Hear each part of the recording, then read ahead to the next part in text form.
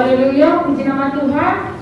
Selamat pagi Bapak Ibu, dikasih oleh Tuhan. Selamat bertemu kembali dalam ibadah kita pagi hari ini. Oleh sebab itu, tiba saatnya kita memulai ibadah kita. Sesi pertama ini, sebab itu saya undang kita semua bangkit berdiri dan datang kepada Tuhan, memuji menyembah Dia. Dan siapkan hati kita mau naikkan satu pujian.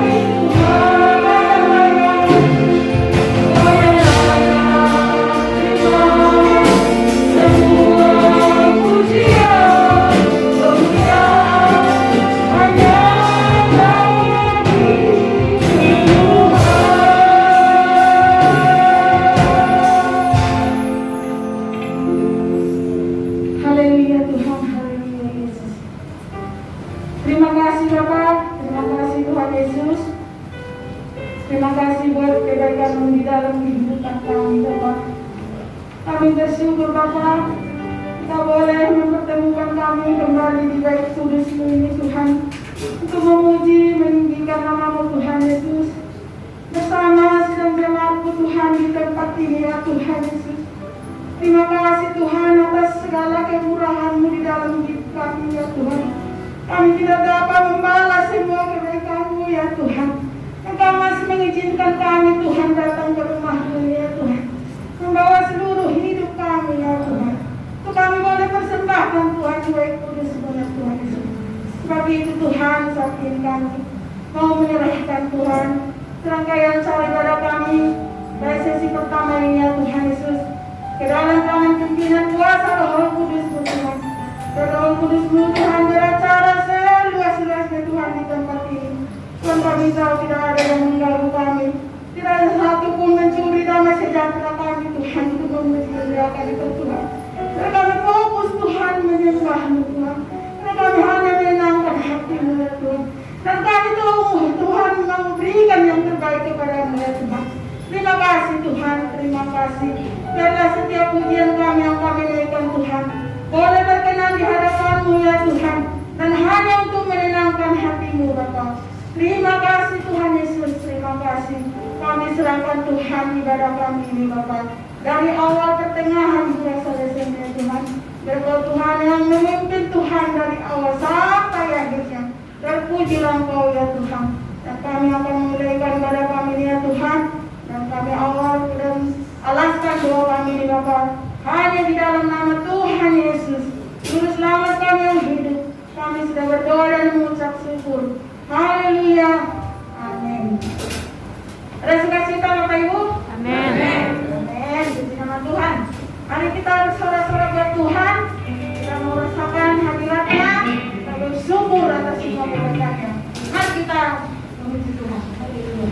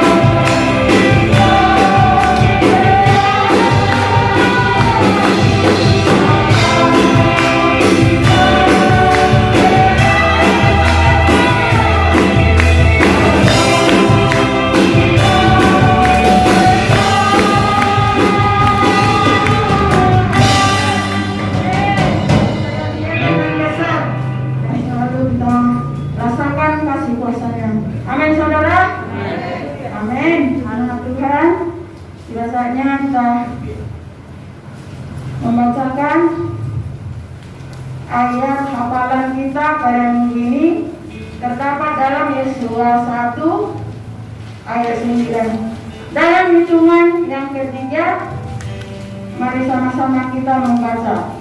1, 2, 3. Yesaya 1 ayat 9.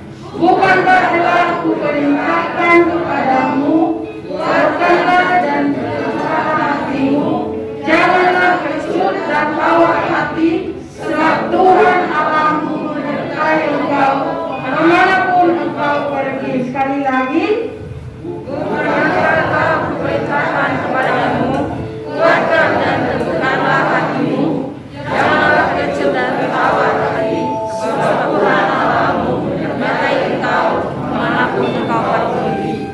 Amin. Puji nama Tuhan. Kita mau taruh pertemuan kita menyiapkan hati kita mau dengar firman Tuhan. Dan kita sediakan hati kita untuk menerima berkat firman Tuhan.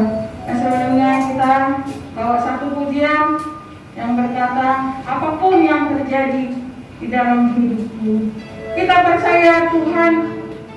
Apapun yang terjadi dalam hidup kita, kita mau katakan Tuhan baik dalam hidup kita. Amin. Amin. Kita katakan apapun yang terjadi. Haleluya Tuhan.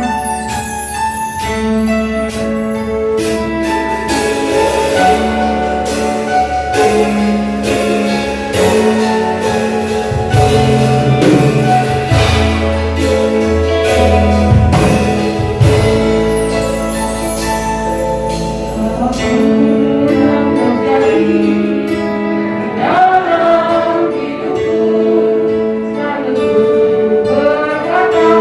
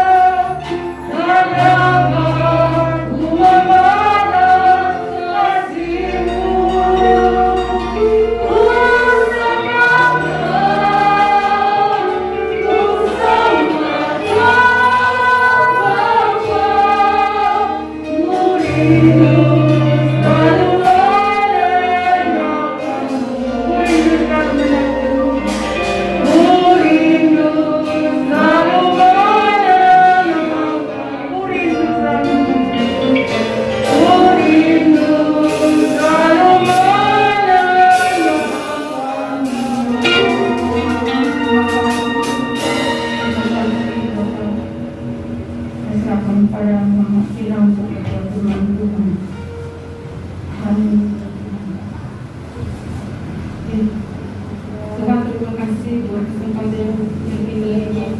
Dan memuji, membesarkan nama-Mu ya Tuhan di tempat ini. Pujilah Tuhan, segala pujian, penyembahan kami, sorak-sorai kami hanya bagi nama Tuhan. Terima kasih Bapa yang baik, terima kasih Tuhan. Saat ini Tuhan, tiba saatnya bagi kami untuk mendengarkan firman-Mu. Berkati setiap kami Tuhan. Lebih hamba-Mu yang akan menyampaikan firman-Mu ya Tuhan. Urapan-Mu turun atas hamba-Mu, melingkupi hamba-Mu, setiap firman yang kami dengar, boleh kami lakukan ya Tuhan dalam kehidupan kami.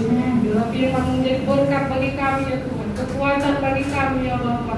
Terima kasih Bapa yang baik. Setiap kami yang mendengarkan ya Tuhan, boleh diberkati.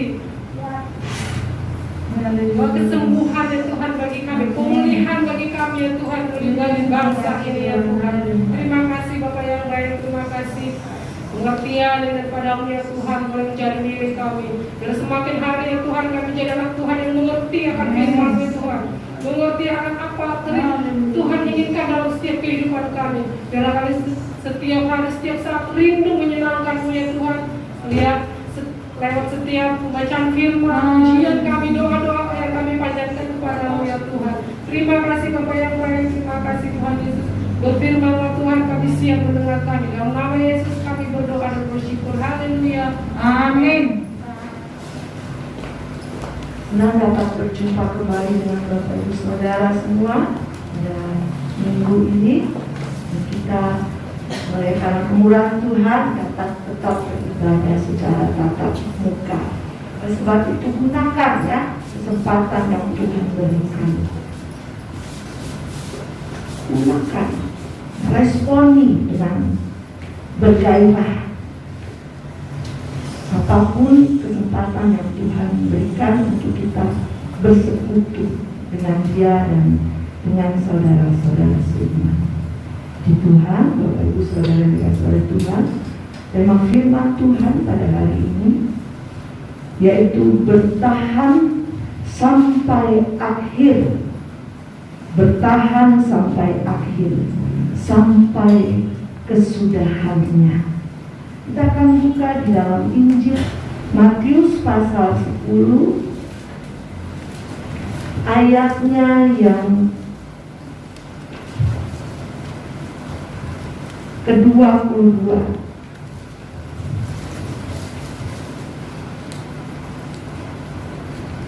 Jika sudah menemukan, saya undang kembali kita semua bangkit berdiri dan membaca ayat ini dengan suara yang kuat sampai itu terdengar dengan jelas di telinga saudara, dan tanamkan itu sebagai satu peringatan bagi kita semua serta peneguhan.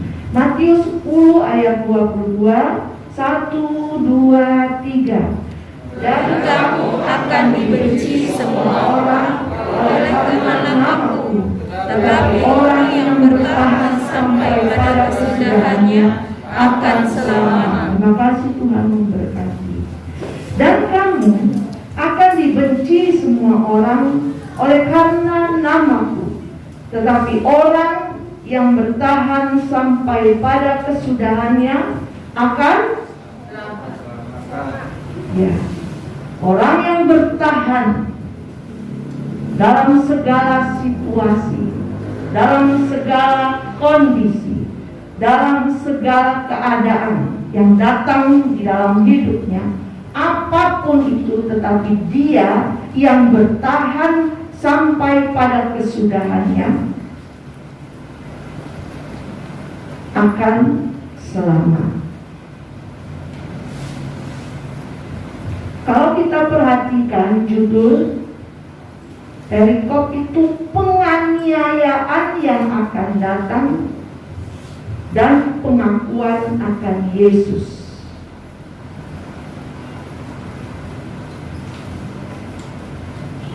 Seturut dengan firman Tuhan dan setiap nubuatan yang sudah disampaikan oleh para nabi melalui firman-Nya,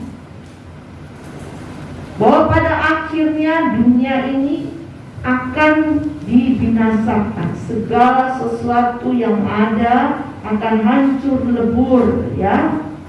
Tetapi orang-orang yang percaya kepada Yesus, bukan hanya sekedar percaya, tapi bertahan sampai akhirnya, sampai pada kesudahannya, yang berbicara pertama, sampai kesudahannya, sampai akhirnya. Satu, itu berarti sampai akhir hidupnya dia tetap percaya kepada Yesus. Dua, sampai bertahan sampai pada kesudahannya, sampai pada akhirnya, yaitu pada waktu Yesus datang kedua kalinya, dia didapati tetap ada di dalam Yesus.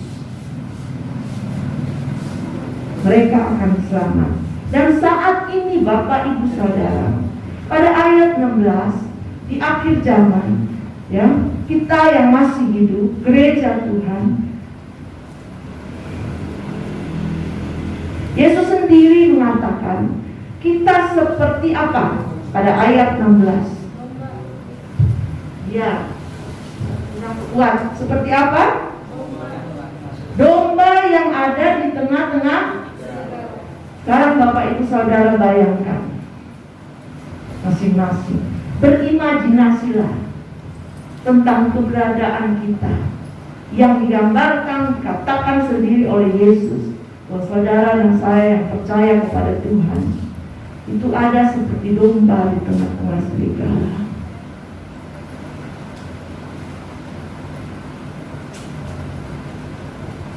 Tapi Tuhan memberikan kita itu hikmat, ya, juga kemampuan, daya tahan, sehingga kita tidak mudah diterkam,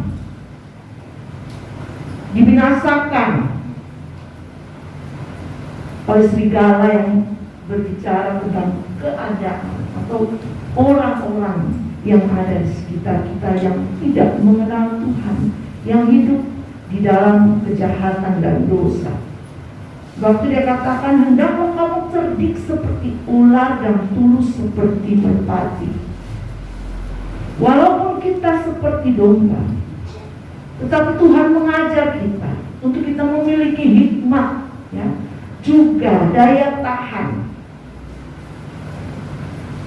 Tapi saya tidak berbicara tentang ini, tapi kondisi-kondisi yang ada di hari-hari ini, seturut dengan firman Tuhan, yang harus kita perhatikan adalah bagaimana kita harus tetap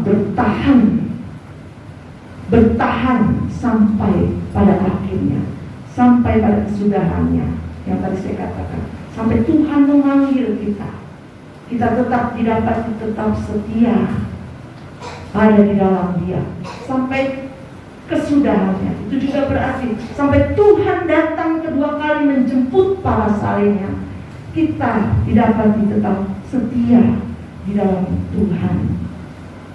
Mungkin kita tidak sampai pada kedatangan Tuhan Yesus. Siapa yang tahu satu hari di depan kita, ya, waktu kita sudah habis di dunia ini. Tetapi kalau saudara dan saya tetap bertahan sampai pada waktu Tuhan memanggil kita, kita tetap ada di dalam Yesus, kita ada di dalam iman kita ada di dalam kasih-Nya dan melakukan kehendak firman-Nya, maka saudara dan saya selamat. Mungkin saudara bertanya, bukankah ketika saya percaya kepada Yesus saya selamat? Tapi jangan menyampingkan ayat-ayat lain yang menjadi pendukung. Kerjakanlah keselamatan itu dengan takut dan gentar. Bukan berarti ketika saudara dan saya selamat, kita hidup semau-mau kita, tanpa memperhatikan apa yang menjadi kehendak Allah. Saudara jangan berpikir, sekali saya percaya kepada Yesus, sampai selamanya saya akan selamat. Tapi hiduplah dalam kebenaran firman, dalam takut akan Tuhan, dan terus bertahan sampai Tuhan memanggil kita, atau sampai Tuhan datang kedua kalinya. Saudara dan saya akan selamat. Banyak tantangan kalau kita perhatikan dari ayat 16, 17, 18, 19, 21. Ini mungkin tidak menggambarkan tantangan, ya, yang harus gereja Tuhan hadapi secara keseluruhan. Tapi Yesus sudah memaparkan jauh-jauh sebelumnya bagaimana kehidupan kita ini diibaratkan seperti domba di tengah-tengah serigala. Bagaimana akan ada waktu di mana kita menyembah Tuhan, orang akan menyerahkan saya dan saudara, ya,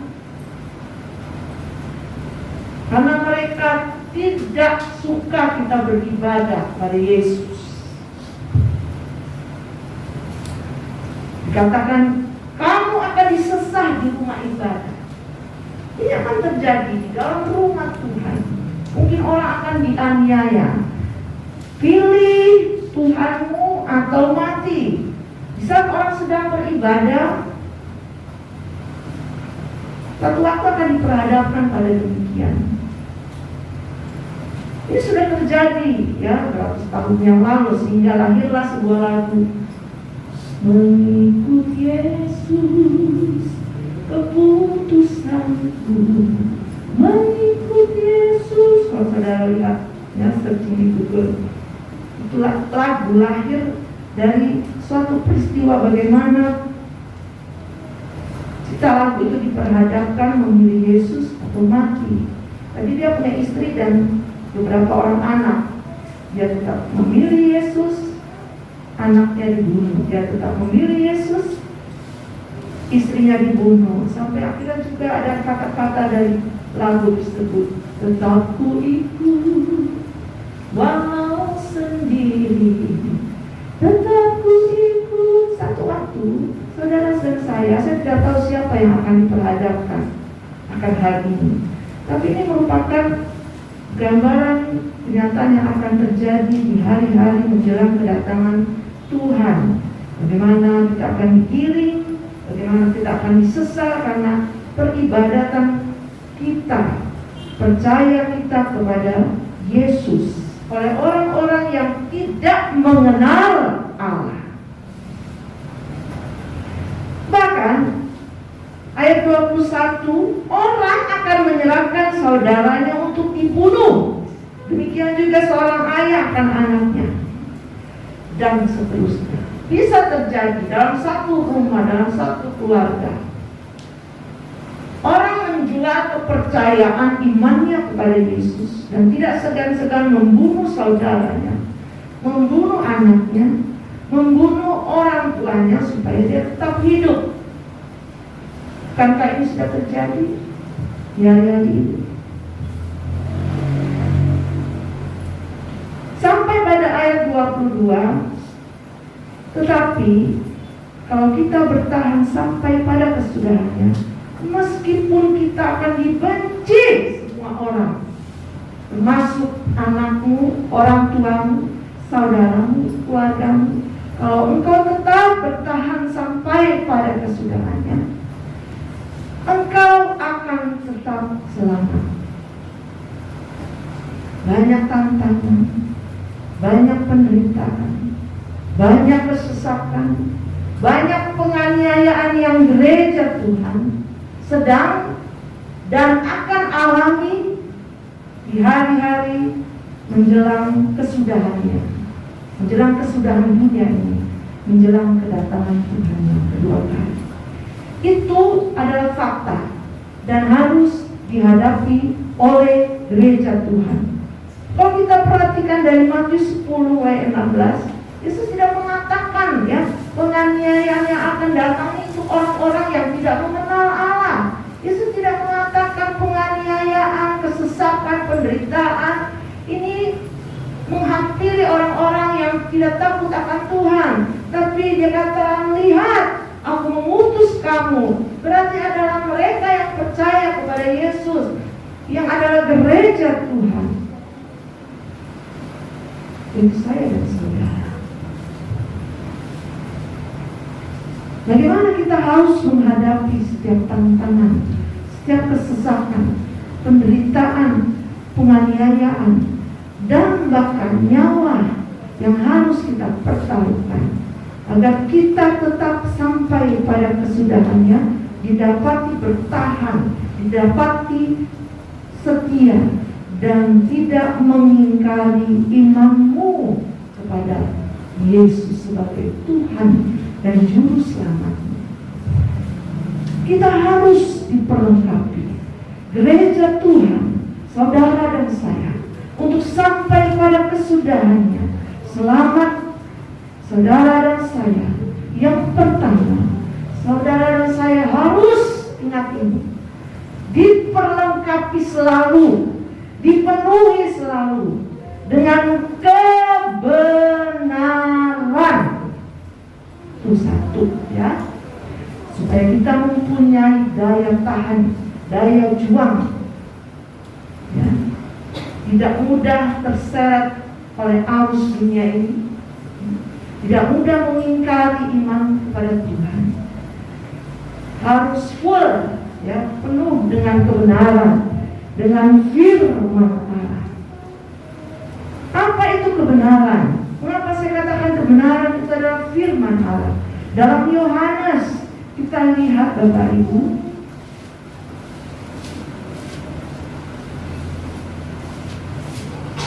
Yohanes 17 ayat 17. Ini merupakan doa Yesus termasuk untuk kita, gereja Tuhan. Saya baca Yohanes 17 mulai ayat 14. Aku telah memberikan firman kepada mereka, pada saya dan saudara yang percaya kepada Tuhan. Firman itu yang adalah kebenaran sudah diberikan kepada kita. Dan dunia, kembali lagi diingatkan, membenci mereka, membenci saya dan saudara yang percaya kepada Yesus, yang sudah menerima firman itu.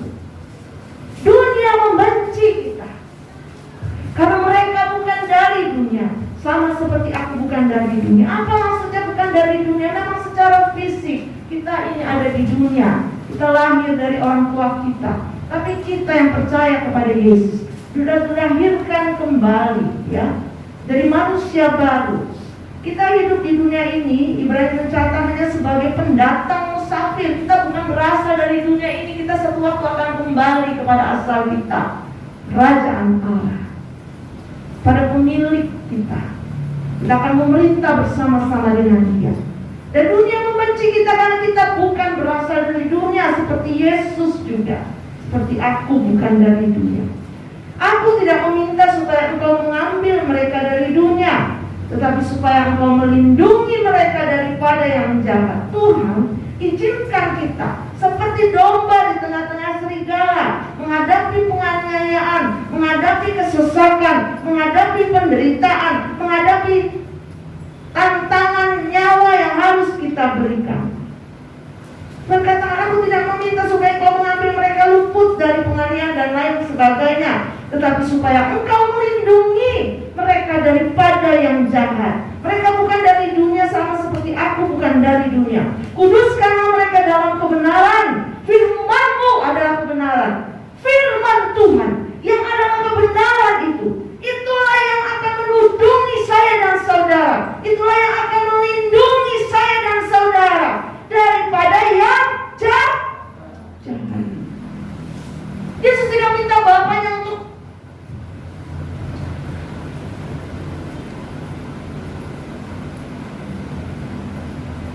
melepaskan kita dari penganiayaan-penganiayaan, untuk melepaskan gereja Tuhan, sehingga kita seperti anak-anak gampang yang tidak mengalami proses.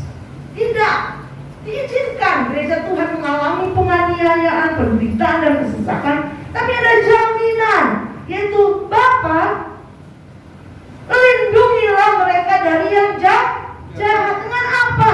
Ayat 17, dengan menguduskan mereka di dalam kebenaran, yaitu firman Allah. Pada waktu dan saya dan saudara, pada waktu kita ditudungi, dilingkupi, ya, dilindungi dengan kegurusan, yaitu melalui firman Allah, itu menjadi tameng, perisai dari hal-hal yang jahat yang akan datang dalam hidup kita.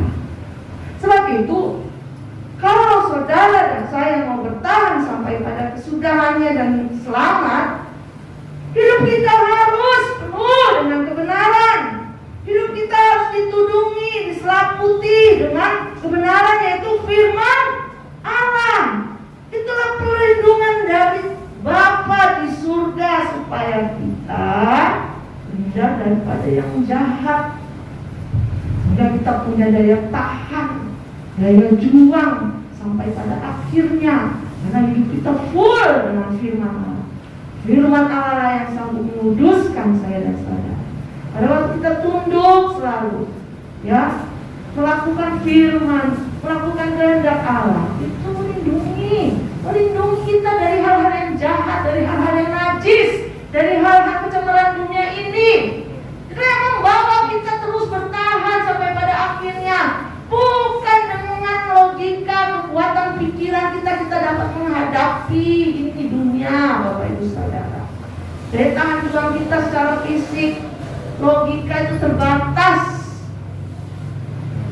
Sebentar saja kita bisa tergoda. Tapi kalau kita ditudungi, firman Allah itu menjadi pelindung, menjadi perisai, kekudusan melalui kebenaran firman-Nya melindungi kita dari kejahatan. Yesus mengatakan bahwa aku tidak meminta supaya engkau mengambil mereka dari dunia ini, maksudnya lepas dari segala penganiayaan dan lain-lain. Tidak apa, proses pemurnian itu terus berjalan, ya, tidak apa, tapi lindungilah mereka dari yang jahat. Dengan apa? Dengan kekudusan yang berasal dari firman. Kuduskanlah mereka dalam kebenaran firman-Mu. Firman-Mu adalah kebenaran.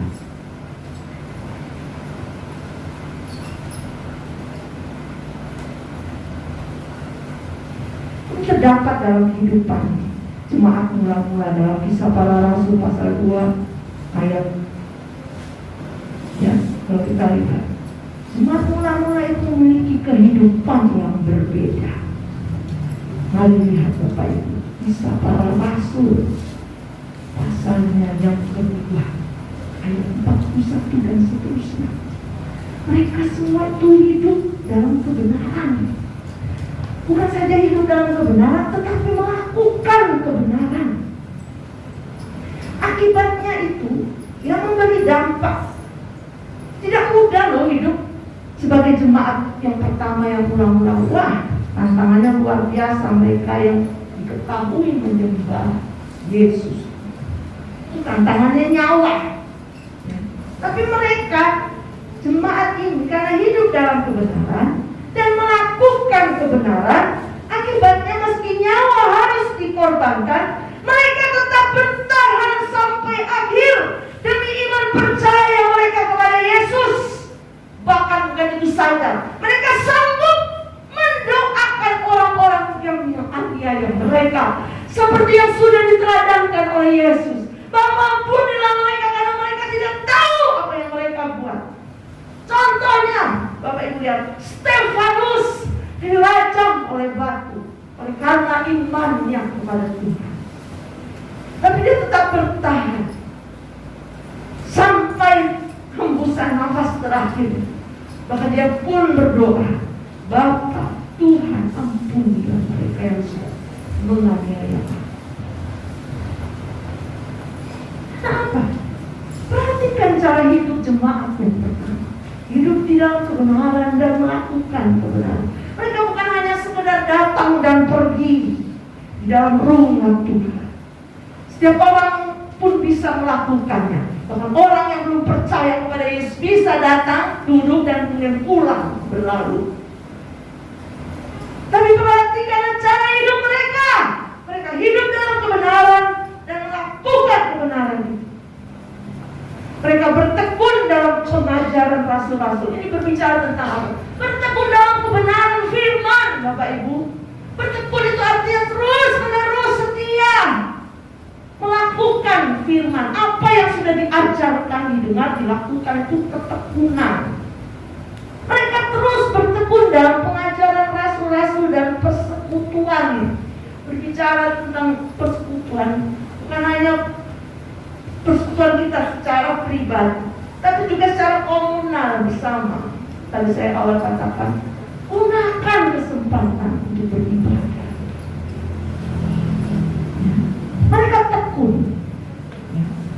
Dan mereka selalu berkumpul untuk memecahkan roti dan berdoa, menikmati tubuh dan darah Yesus, mengingatkan akan pengorbanan Yesus. Kita sudah dengar, itu penting. Banyak orang tidak memperdulikan atu tak atu. Ya, kalau ada perjamuan Tuhan atau perjamuan kudus, bahkan mereka tidak datang. Entah kenapa setiap kali menghindari, saya tidak tahu. Apa masih mempertahankan dosa-dosa dan kedagingan? Lepaskan itu, bebaskan itu, dan nikmati tubuh dan darah Yesus. Jangan itu menjadi ikatan. Ya, iblis senang kau terus berkubang dalam dosa. Kamu tidak layak, kamu tidak layak, kamu tidak layak. Sehingga orang enggan untuk datang menikmati perjamuan Tuhan. Kamu masih melakukan, kamu masih melakukan itu. Tapi perhatikan, mereka selalu berkumpul bersama selain hidup dalam kebenaran, mendengarkan firman. Mereka juga senantiasa mengingat pengorbanan Yesus dan berdoa.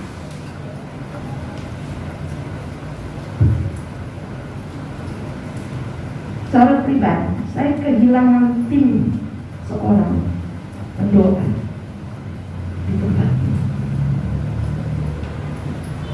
Semua orang yang sudah ada, Bapak Lukas, gereja ini perlu orang mau memberi dirinya berdoa.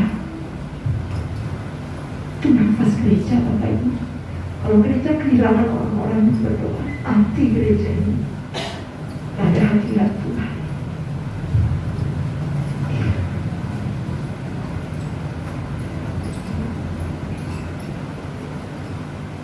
Perhatikan kenapa mereka bertahan setiap tahun sampai mati dalam kehidupan doa.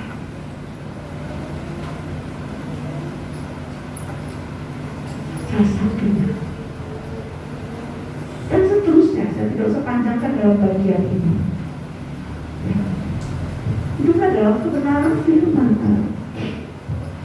Kita mau lihat dalam 3 Yohanes, bukan Injil ya, surat 3 Yohanes pasal 1. Ini juga tantangan yang akan Bapak Ibu Saudara gereja Tuhan hadapi di hari-hari terakhir. Selain penganiayaan, penderitaan, kesesakan saudara dan saya gereja Tuhan akan berhadapi dengan pengajaran-pengajaran sesat, ajaran-ajaran palsu, ya, yang bisa menyesatkan kita dan membuat iman kita melenceng daripada kebenaran. Itu sebabnya saudara, supaya saudara tetap dapat bertahan sampai pada kesudahannya, kamu bisa menolak isu. Saudara full dengan kebenaran firman, ya.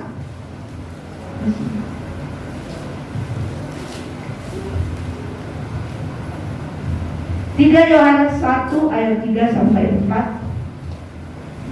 Pada masa itu, ya Bapak Ibu, ketika Rasul Yohanes menulis surat ini, ajaran palsu itu merajalela, ya, terutama mengenai keselamatan dalam Kristus.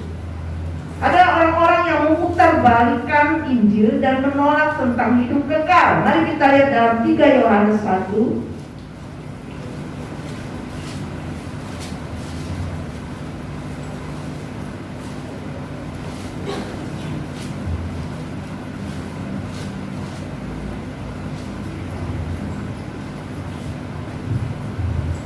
Saya akan bacakan pasal 1 surat Yohanes yang ketiga.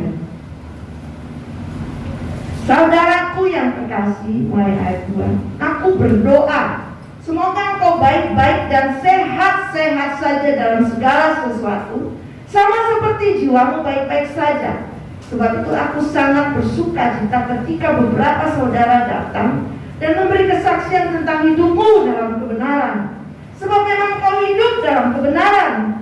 Bab itu tidak ada sukacita yang lebih besar daripada mendengar bahwa anak-anakku hidup dalam kebenaran. Tadi saya katakan pada masa surat ini ditulis, luar biasa pengajaran palsu merajalela, terutama mengenai keselamatan dalam Kristus. Mereka memutarbalikkan kebenaran itu, memutarbalikkan Injil dan menolak tentang hidup kekal. Tapi didapati melalui pembacaan firman ini betapa, ya, Yohanes menuliskan dia sangat bersuka cita. Bukan saja karena melihat anak-anak rohaninya itu sehat secara fisik, ya, tapi jiwanya mereka juga baik-baik saja. Karena apa? Jiwa mereka baik-baik saja. Ada orang-orang yang datang memberi kesaksian tentang hidup mereka. Bagaimana ya anak-anak rohani ini hidup dalam kebenaran. Dan ini merupakan sukacita yang sangat besar dalam kehidupan Rasul Yohanes ketika mengetahui bahwa anak-anak rohaninya itu jemaat pada waktu itu, ya, surat ini ditujukan kepada orang-orang percaya di Efesus. Orang-orang percaya di Efesus tidak hidup dalam kebenaran. Betapa pentingnya kebenaran, termasuk juga supaya kita tetap tahan menghadapi ajaran-ajaran palsu. Hari ini luar biasa juga ajaran palsu beredar. Ya, banyak orang yang sudah menyimpang dari iman percayanya kepada Yesus. Tapi mereka yang penuh dengan kebenaran firman, ya, mereka akan tetap bertahan sampai kesudahannya. Mereka yang mengerti ya kebenaran firman, yang sungguh-sungguh mencintai firman Tuhan. Walaupun ada banyak ajaran-ajaran palsu, mereka sudah berakal kuat. Oh, ini nggak benar ini. Ya, menghilangkan, ada Alkitab yang menghilangkan darah Yesus, tentang keselamatan itu dihilangkan. Oh, nggak benar. Karena mereka sudah berakal dalam firman. Dan bagi Rasul Yohanes, termasuk saya juga, itu adalah sukacita yang besar. Kalau anak-anak rohani, kalau jemaat Bukit Sion Tipar Cakung itu hidup dalam kebenaran.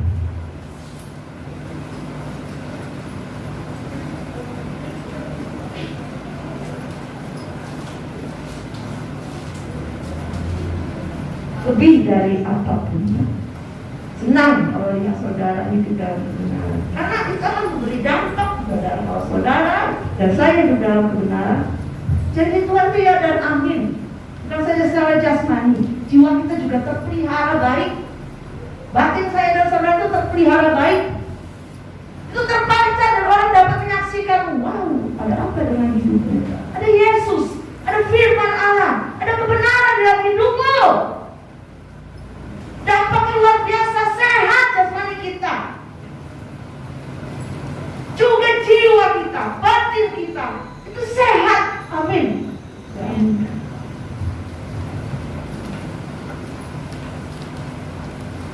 Karena firman itu obat dalam segala hal, untuk fisik juga untuk non fisik. Kita lihat dalam 1 Yohanes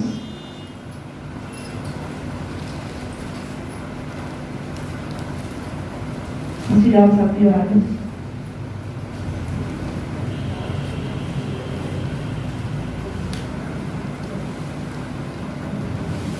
Yohanes pasal 3 ayat 7. Satu peringatan supaya kita tidak disesatkan, supaya kita tetap sampai pada kesudahannya dan selamat. Hiduplah dalam firman Allah, dalam kebenaran, ya. 1 Yohanes pasal 3 ayat 7. Anak-anakku, janganlah membiarkan seorang pun menyesatkan kamu, ya, dengan pengajaran-pengajaran palsu dan lain-lain. Kamu jangan sampai disesatkan. Oleh sebab itu, supaya kamu punya daya tahan, daya juang, kamu bertahan sampai akhir dan selamat, penuh dengan kebenaran yang firman Allah, maka kita akan berbuat benar.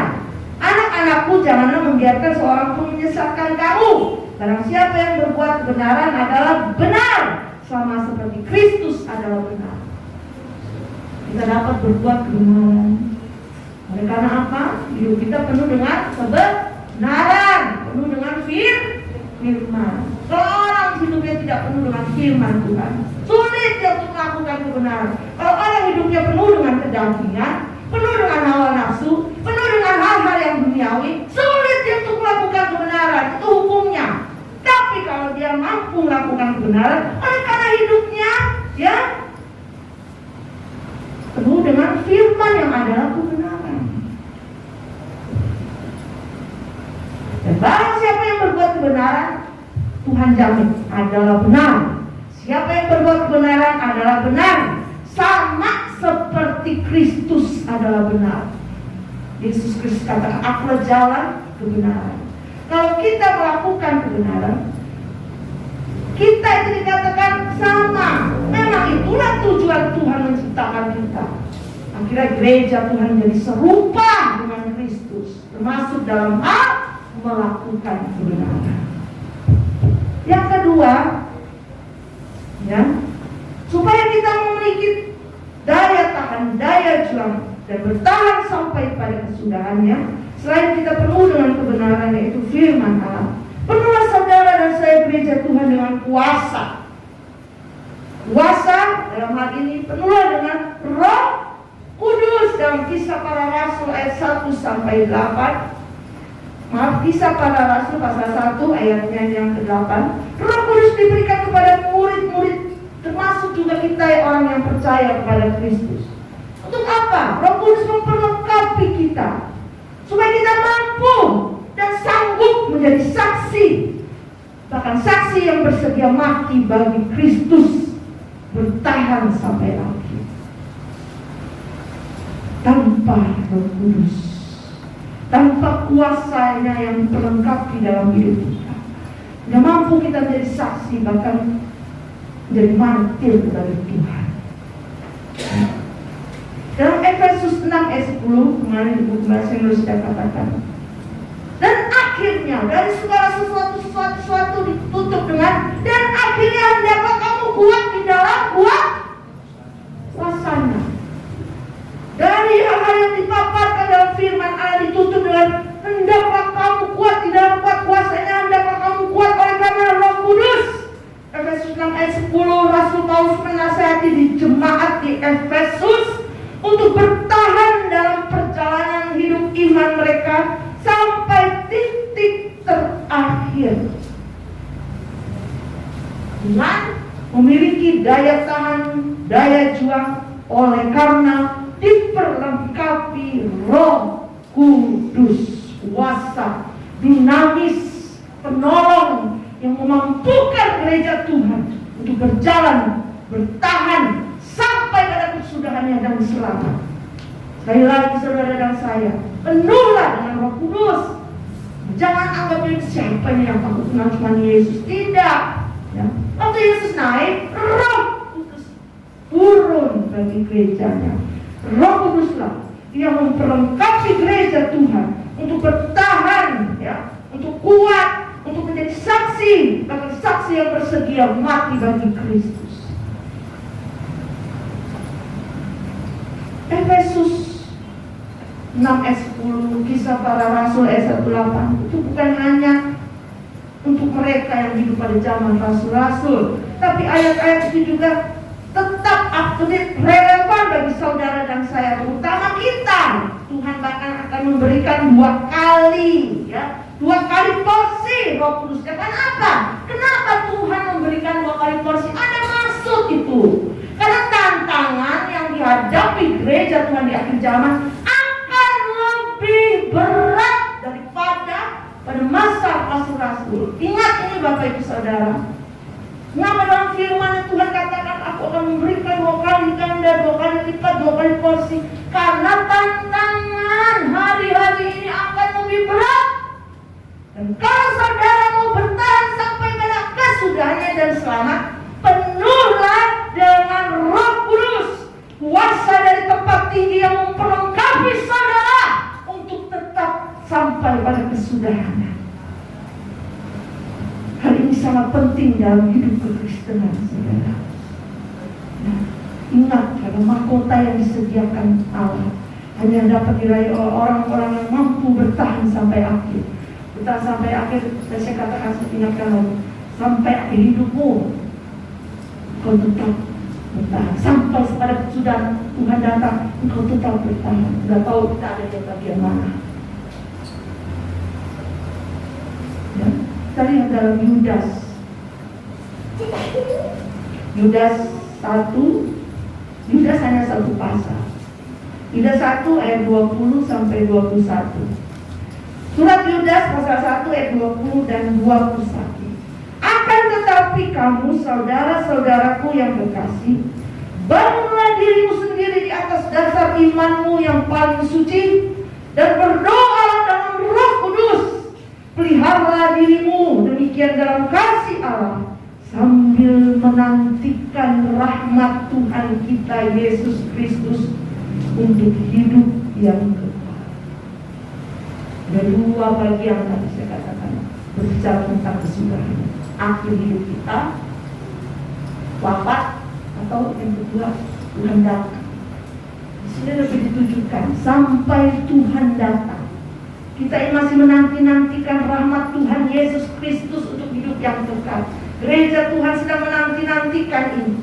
Bagaimana kita memelihara diri kita sehingga kita dapat memiliki daya tahan. Bagaimana?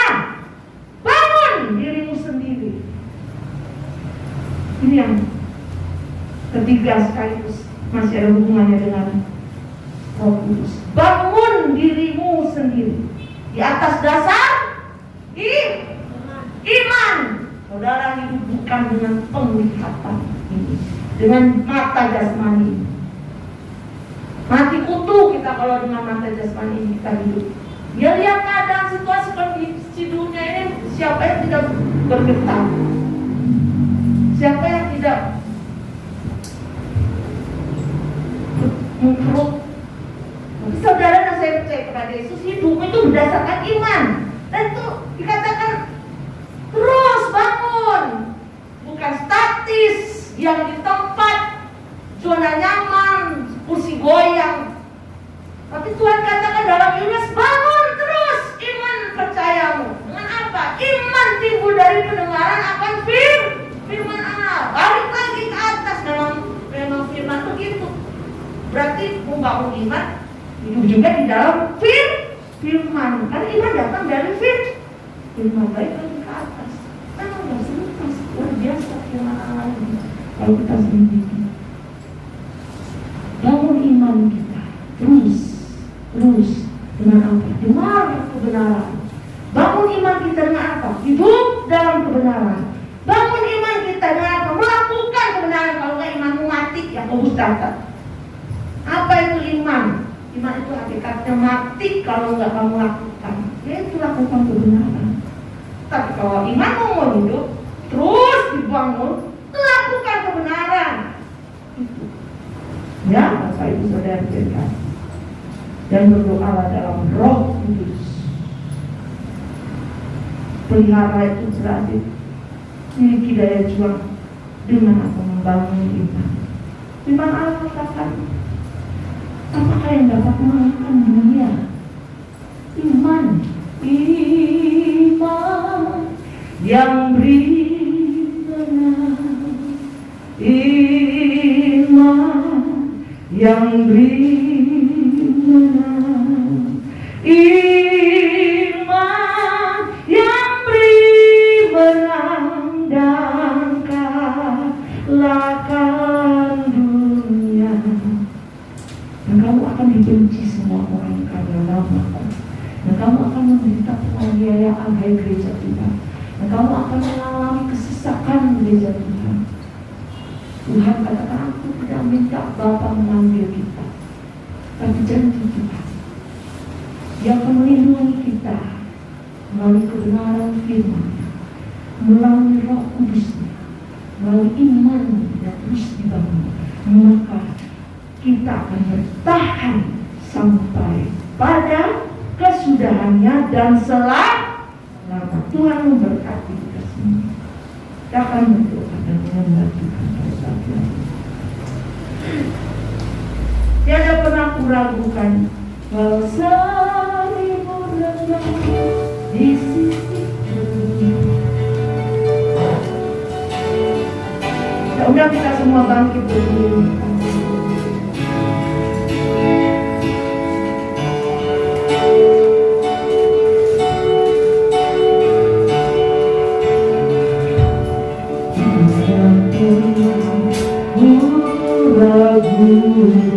Kasih setiamu, kasih setiamu ya Tuhan.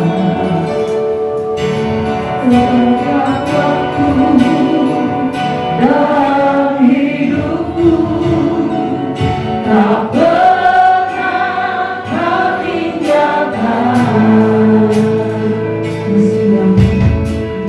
Sekali lagi dari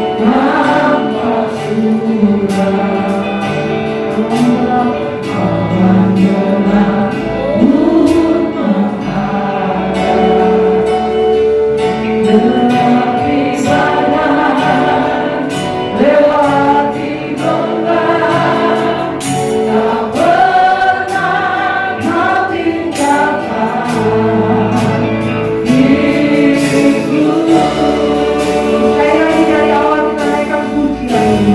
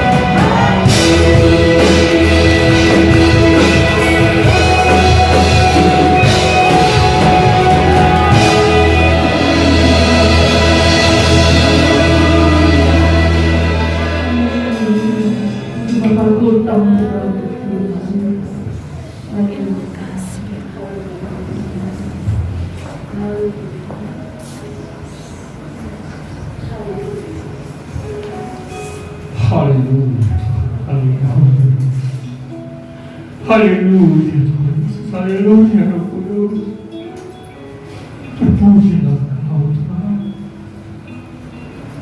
Benar Tuhan akan firman-Mu yang dikatakan oleh Hamba Yesus. Biarpun banyak manusia membenci kami Tuhan, karena Engkau Bapa kami tidak takut Yesus. Kau ada di sisi kami Tuhan.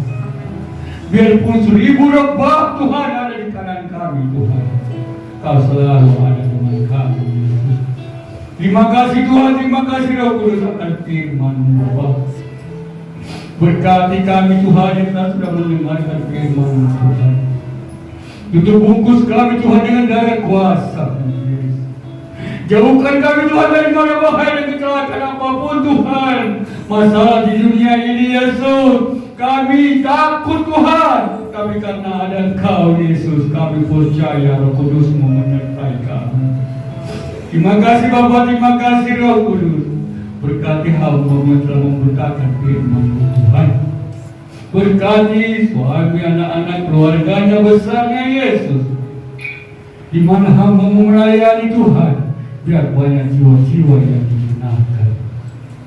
Terlebih kami Tuhan di pagi ini Bapa, dan Engkau Tuhan yang menaungi kami. Terima kasih Bapa, terima kasih Roh Kudus. Sebentar kami akan memberi persembahan kami yang kudus bagi-Mu Bapa. Kita seberapa kami dapat berikan pada pagi hari ini Tuhan, biarlah Kau balas berlipat kali ganda sesuai dengan firman-Mu. Terima kasih Bapa, terima kasih Roh Kudus. Kami siap untuk memberi dan berdoa dan mengucap syukur. Haleluya. Amin. Tuhan kita dengan korban-korban kita mendaki ke Bukit Sion ku jalan